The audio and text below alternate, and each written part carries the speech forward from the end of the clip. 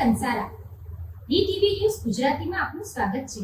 નજર કરીએ આજના મુખ્ય સમાચારો।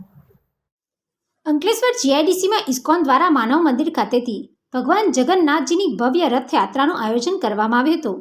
આ રથયાત્રામાં ભક્તો દ્વારા વિવિધ કૃતિઓ રજૂ કરવામાં આવી હતી। અષાઢી બીજના પાવન અવસરે અંકલેશ્વર ઇસ્કોન દ્વારા ભગવાન જગન્નાથજીની રથયાત્રાનું આયોજન કરવામાં આવ્યું હતું। જીઆઈડીસીમાં આવેલ માનવ મંદિર ખાતેથી ગાર્ડન સિટીમાં આવેલ શ્રી રાધા ગોપીનાથજી મંદિર સુધી ભગવાન જગન્નાથજીની રથયાત્રાનું ભવ્ય આયોજન કરાયું હતું। માનવ મંદિરથી નીકળેલી રથયાત્રામાં ભગવાન જગન્નાથ, ભાઈ બલરામ અને બહેન સુભદ્રાજી ભવ્ય રીતે સજાવેલ રથમાં પરિભ્રમણ કરવા નીકળ્યા હતા। રથયાત્રામાં ભક્તો દ્વારા જય જગન્નાથના ગગનભેદી નાદ, ભજન કીર્તન અને હરિનામ સંકીર્તન કરવામાં આવ્યું હતું, જેનાથી સમગ્ર વાતાવરણ પવિત્ર અને ભક્તિમય બની ગયું હતું। આ ભવ્ય રથયાત્રામાં ભક્તો દ્વારા વિવિધ કૃતિઓ રજૂ કરવામાં આવી હતી।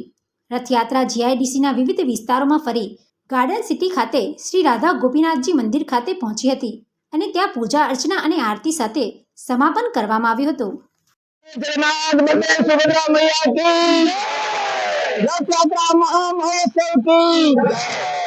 આજે છઠ્ઠી વાર ઇસ્કોન અંકલેશ્વર દ્વારા સુંદર જગન્નાથ રથયાત્રાનું આયોજન કરવામાં આવેલું છે અને જગન્નાથજી આપણા અલગ અલગ વિસ્તારની અંદર અહીંથી ચાલુ થઈ હવેલી થઈને ગટ્ટુ વિદ્યાલય થઈ પશુપતિનાથ, જલધારા ચોકડી, ગોલ્ડન પોઈન્ટ અને ત્યાં થઈને નિયમ ચોકડી જઈને આપણા ઇસ્કોન મંદિર સુધી પહોંચે। ત્યાં બધા ભક્તો માટે સુંદર પ્રસાદનું આયોજન છે।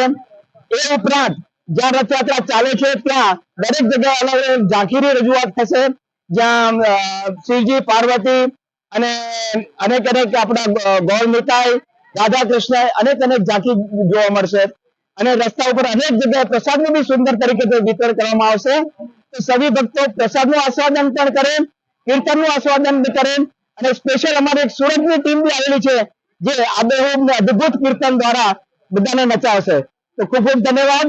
બધા રથયાત્રામાં જોઈન થજો, પ્રસાદનું આસ્વાદન કરજો અને કીર્તન કરજો। જય જગન્નાથ,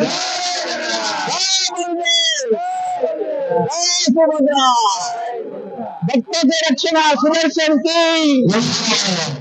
પિન્ટુ મોદી, ડીટીવી ન્યૂઝ અંકલેશ્વર।